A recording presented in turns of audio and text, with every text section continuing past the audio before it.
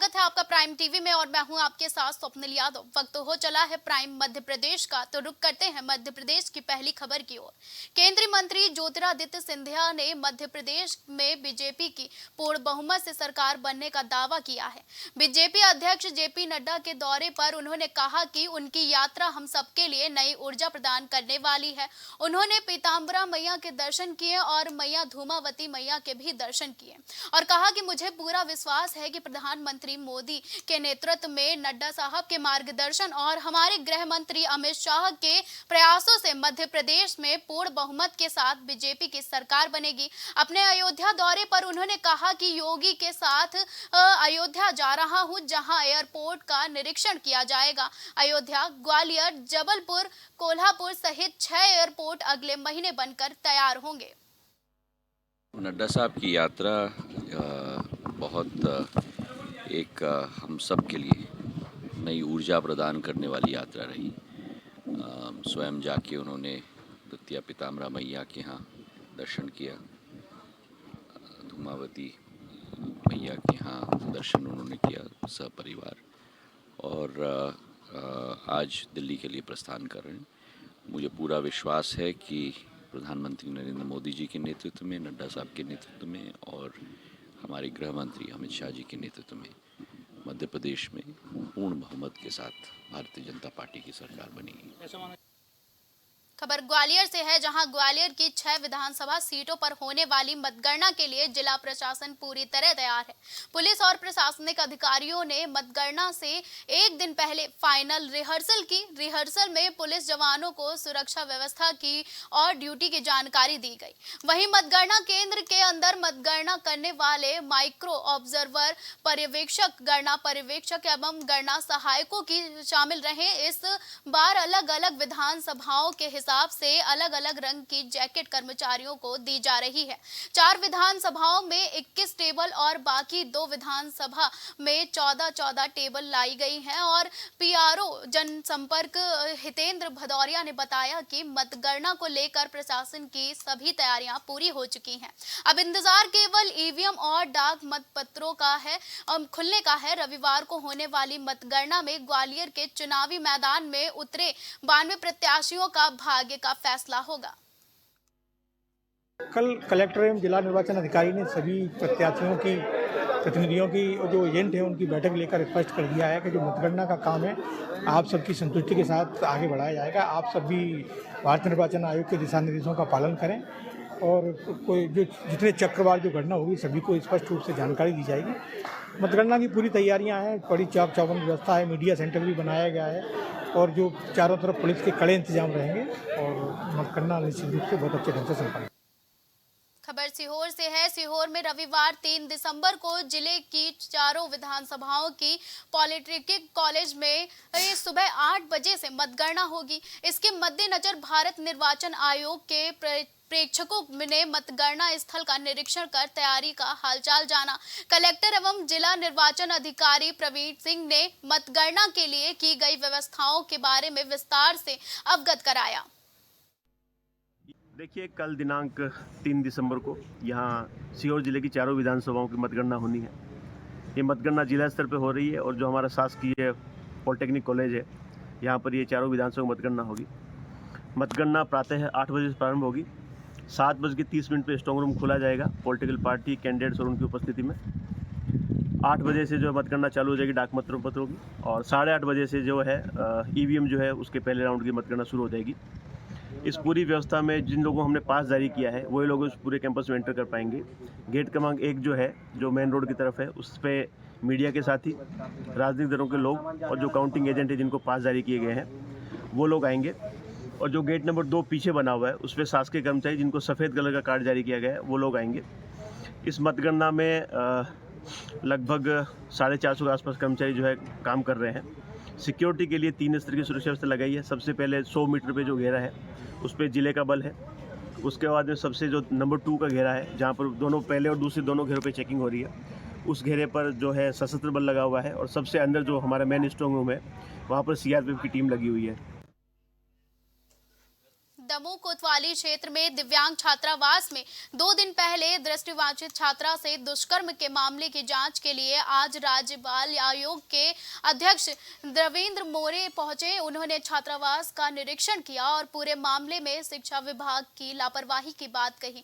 उन्होंने डीपीसी मुकेश द्विवेदी और एक एपीसी को सस्पेंड करने के निर्देश कलेक्टर को दिए हैं। आपको बता दें कि 2 दिन पहले छात्रावास में 9 वर्षीय छात्रा से दुष्कर्म का मामला सामने आया था। कोतवाली पुलिस ने आरोपी चौकीदार पर एफआईआर दर्ज कर जेल भेज दिया था, लेकिन मामले ने तूल पकड़ा तो राज्य बाल आयोग के सदस्य दमोह पहुंचे। उनकी जांच में शिक्षा विभाग के अधिकारी दोषी पाए गए। उन्होंने रिपोर्ट शासन को भेजने की बात कही। उन्होंने यह भी कहा कि इस लापरवाही के लिए उन्होंने दमोह डीपीसी और एपीसी को सस्पेंड करने के लिए कलेक्टर से कहा है। उन्होंने कहा कि इस मामले में छात्रावास के सभी बच्चों की काउंसलिंग के लिए एक्सपर्ट भी बुलाए जा रहे हैं, जो यह पता करेंगे कि कहीं इससे पहले तो किसी बच्चे के साथ ऐसी कोई घटना नहीं हुई। निलंबन से जुड़े मामले में कलेक्टर मयंक अग्रवाल का कहना है कि घटना के बाद ही उन्होंने एक जांच टीम गठित की थी, जो 2 दिनों के बाद जांच रिपोर्ट प्रस्तुत करेगी। डीपीसी और एपीसी के निलंबन की यदि राज्य बाल आयोग के अध्यक्ष उनके पास ऐसी कोई रिपोर्ट आती है तो वह उसे शासन को भेजेंगे, क्योंकि डीपीसी को निलंबित करने का अधिकार उन्हें नहीं है। दमोह में शिक्षा विभाग के माध्यम से सर्व शिक्षा अभियान के अंतर्गत स्पेशल नीड और केयर बच्चों के लिए छात्रावास का चलता है और पिछले 2 दिन पूर्व जो घटना हुई वो बड़ी दुखद भी है और शर्मसार करने वाली घटना है। आज उसकी निरीक्षण के लिए आयोग की ओर से मेरे साथ में आयोग के सदस्य ओंकार सिंह जी भी उपस्थित है। हम दोनों ने ये पाया है कि वहाँ पर जो प्राथमिक तौर पर जो बच्चों के लिए सुरक्षा और इंतज़ाम होना चाहिए वो वहाँ पर नहीं है और ये शिक्षा विभाग की घोर लापरवाही है। इसीलिए मैंने अभी कलेक्टर को बोल करके वहाँ के डीपीसी और एपीसी दोनों को सस्पेंड करने के लिए निर्देशित किया है और वहाँ जो भी अन्य असुविधाएं मिली, जैसे सीसीटीवी कैमरे नहीं है, वहाँ पर सुरक्षा की दृष्टि से बाउंड्री वाल वगैरह ये इसमें कमी पाई गई और जो अंदर का स्टाफ है उस स्टाफ की भी कुछ जो लापरवाही है उसके अंतर्गत अभी कार्रवाई के लिए निर्देश दिए हैं। खबर ग्वालियर से है। ग्वालियर की पुलिस लाइन के पुलिस आरक्षक पान सिंह जाटव का 1 सप्ताह बाद भी कोई सुराग नहीं लगा है। इस बीच उनकी पत्नी ने पुलिस को थाने में बताया कि महाराजपुरा इलाके में के किसी होटल से उसने घर फोन किया था, लेकिन जब पुलिस ने संबंधित होटल की जांच पड़ताल की तो आरक्षक नहीं मिला। वो होटल से कुछ समय पहले ही निकल गया था। पान सिंह जाटव नामक यह आरक्षक किसी वजह से अपने घर से और कार्य से गायब है। इसकी जानकारी नहीं मिल पा रही है। पुलिस का अनुमान है कि आरक्षक अपने ऊपर कर्ज के बोझ से परेशान था और संभवतः सूदखोरों के तकादे के चलते वो भाग गया। पत्नी को उसने फोन कर बताया कि वो 3-4 दिन बाद वापस आ जाएगा। पुलिस अपने आरक्षी की तलाश में जुटी हुई है। महाराजपुरा थाने में एक आरक्षक के संबंध में उसकी पत्नी द्वारा रिपोर्ट दर्ज कराई गई थी। आरक्षक पान सिंह जाटव नाम है उसका। आरक्षक की तलाश की जा रही है। फिर उसकी पत्नी ने अपडेट बताया कि फ़ोन पे उससे बातचीत हो रही है और कोई होटल में आकर रुका था, तो वहाँ भी थाना प्रभारी महाराजपुर ने तस्दीक करी। तो चूँकि होटल वाले को मालूम नहीं था, होटल में आके वो रुका था और परिवारजनों को बोल रहा है कि मैं 3-4 दिन में लौट के आ जाऊँगा। ऐसा जानकारी मिली है कि उसने कुछ कर्जा कर लिया था, तो कर्जे के कारण वो परेशान होकर गायब हो गया। खबर ग्वालियर से है, जहां जिला कोर्ट ने आरक्षक परीक्षा में फर्जीवाड़े के आरोपी गौरव और सह आरोपी सोलवर योगेश कुमार को 4 साल की कैद की सजा सुनाई है। दोनों पर आरोप था कि वर्ष 2012 में हुई आरक्षक भर्ती परीक्षा में गौरव ने अपने स्थान पर छल करके योगेश कुमार को अपनी जगह परीक्षा में बैठाया था। ये परीक्षा कंपू के एक स्कूल में आयोजित हुई थी। वहीं अन्य 2 आरोपियों पर भी गड़बड़ी करने का आरोप था, लेकिन सुनवाई के दौरान आरोप सिद्ध नहीं हो सका। आपको बता दें कि मामले के फरियादी सुरेश चंद्र ने थाना जनकगंज में शिकायती पत्र दिया था, जिसमें कहा गया था कि व्यापम की पुलिस आरक्षक परीक्षा में गौरव सिंह संदिग्ध परीक्षार्थी हैं और परीक्षार्थी के फोटो हस्ताक्षर मिलाए गए, तो उस दौरान अभ्यर्थी ने टॉयलेट जाने का अनुरोध करने लगे। इस दौरान टॉयलेट से मौका पाकर वह दीवार फांद कर भाग गया। इस पूरे मामले की सुनवाई करते हुए मानवीय न्यायालय द्वारा गौरव और सह आरोपी सोलवर योगेश कुमार को 4 साल कारावास की सजा सुनाई है। वहीं अन्य 2 आरोपी विष्णु और ललितेश को इस मामले में कोर्ट ने साक्ष्य के अभाव से दोष मुक्त कर दिया है। गौरव सिंह नाम के व्यक्ति ने वर्ष 2012 में आरक्षक भर्ती परीक्षा व्यापम के द्वारा आवेदन किया था, जिसमें कि गौरव की जगह पर योगेश नाम के व्यक्ति ने परीक्षा दी थी। जब चेकिंग के दौरान उसके अंगूठे के निशान और फ़ोटो मिसमैच हुआ तो केंद्र अध्यक्ष ने इसकी सूचना तत्काल थाना प्रभारी को दी, जिस पर से बल आया तो वो व्यक्ति वहाँ से बाथरूम का बहाना बनाकर दीवार फांद कर भाग गया था। बाद में विवेचना के दौरान गौरव, योगेश, विष्णु और ललित 4 लोगों का आरोपी बनाया गया था, जिसमें कि विष्णु और ललित ने पैसों का लेन देन में इनका सहयोग किया था। इसका मामला थाना जनकगंज में पंजीबद्ध किया गया था। 2017 में किया गया है और उसका विवेचना और उसका विचारण माननीय विशेष न्यायाधीश श्री अजय सिंह के न्यायालय में लंबित थी।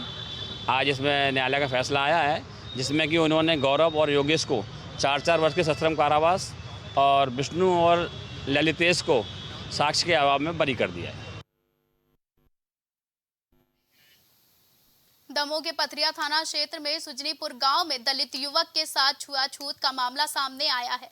बताया जा रहा है कि दलित युवक ने गांव के शिवराज पटेल की दुकान पर डिब्बे से पानी पीने पर दुकानदार ने उसको जमकर पीटा। युवक के दुकान में गुटखा खरीदने गया था। पीने का पानी वहां पर मौजूद था। दुकान मालिक और उसके परिजनों ने लोहे की रॉड और लाठियों से उसके ऊपर हमला कर दिया। खबर परिजनों को लगी तो सभी लोग पहुंचे और घायल युवक को पथरिया स्वास्थ्य केंद्र लेकर आए। युवक के परिजनों ने वारदात की सूचना पथरिया पुलिस को दी। घायल का कहना है कि दलित होने की वजह से उसके साथ ये व्यवहार किया गया है। दो ही और पूरे परिवार ने सर बहुत मारो है सर। उसकी दुकान पर हमने पानी पीला। उसको यही बोल रहा था कि तुम चमारो, हम पटेल, तुमने हमारी दुकान पर पानी किस लिए पिया है सर। यही कारण से मारा है और कुछ बात नहीं है सर। बहुत ज़्यादा मारपीट की है सर। कल दिनांक 30/11/23 को सूचना प्राप्त हुई कि ग्राम सुजनीपुर के रहने वाले भरत अहिरवार के साथ सुजनीपुर के ही रहने वाले शिवराज काछी व इसके भाइयों के द्वारा मारपीट की गई। मारपीट पानी पीने को लेकर हुई है। आरोपी पक्ष की दुकान है, वो पीड़ित शिवराज उसके यहाँ पानी पीने गया। इसी बात को लेकर तीनों भाइयों ने मारपीट की है। मामला पंजीबद्ध किया गया है, विवेचना की जा रही है। खबर ग्वालियर से है, जहां ग्वालियर में एक युवक पर आधा दर्जन से ज्यादा बदमाशों ने घेरकर जानलेवा हमला कर दिया। बदमाशों ने युवक पर लाठी डंडों के साथ साथ चाकुओं से भी वार किए। हमले के पीछे टोल नाके पर हुआ पुराना विवाद बताया जा रहा है। पुलिस ने घायल को इलाज के लिए अस्पताल में भर्ती कराकर आधा दर्जन नामजद बदमाशों के खिलाफ मामला दर्ज किया है।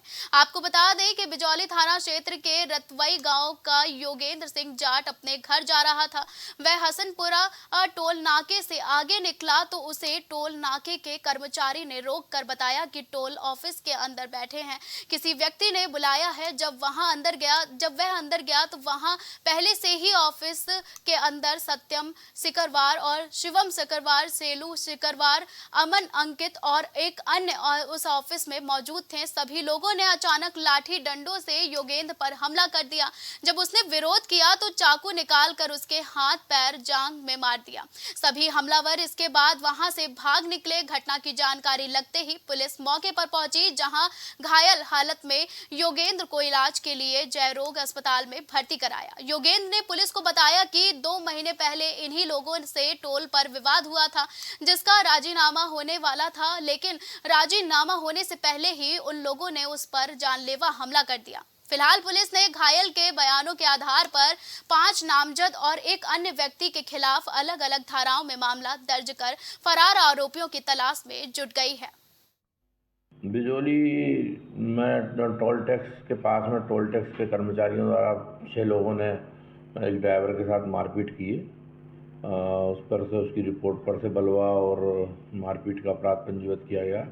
उसके शरीर में चाकुओं से चोट के निशान है, तो मेडिकल रिपोर्ट के आधार पर और भी धाराएं बढ़ सकती हैं। रसीदों के आधार पर टोल से मतलब फर्जी गाड़ी निकालता है, उस बात को लेकर टोल की रसीद को लेकर विवाद हुआ और उस बात पे इन लोगों ने कर्मचारियों से मारपीट हुई है। अभी किसी की गिरफ्तारी है?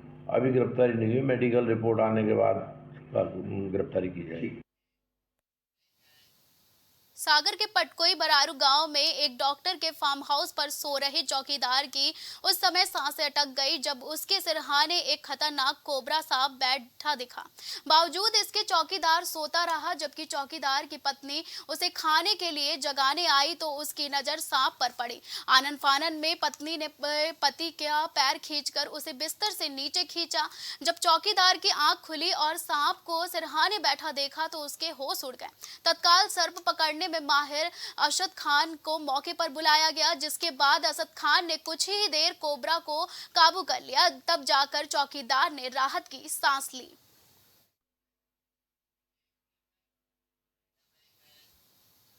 फिलहाल मध्य प्रदेश की खबरों में बस इतना ही। देश और दुनिया की तमाम बड़ी और अहम खबरों के लिए आप देखते रहें प्राइम टीवी।